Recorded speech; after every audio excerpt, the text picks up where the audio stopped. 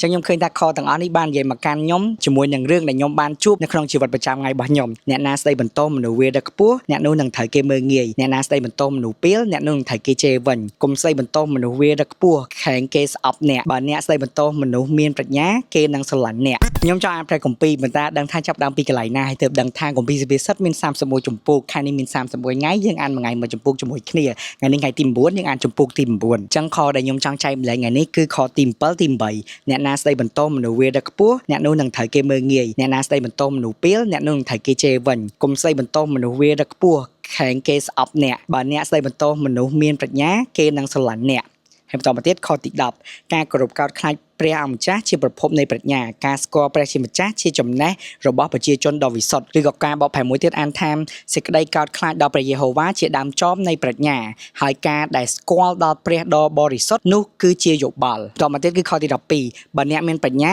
អ្នកនឹងទទួលផលល្អសម្រាប់ខ្លួនឯងបើអ្នកវារខ្ពស់អ្នកនឹងទទួលផលវិបាកខ្លួនឯងអញ្ចឹងបើសិនជាទាំងអស់គ្នាបានអានហើយចាប់អារម្មណ៍ខណាដែរកុំភ្លេចខមមិនឲ្យខ្ញុំដឹងផងហើយកុំភ្លេចជួបគ្នាថ្ងៃស្អែកសម្រាប់ជំពូកទី10សូមអរគុណសូមប្រែប្រទានពរបាយ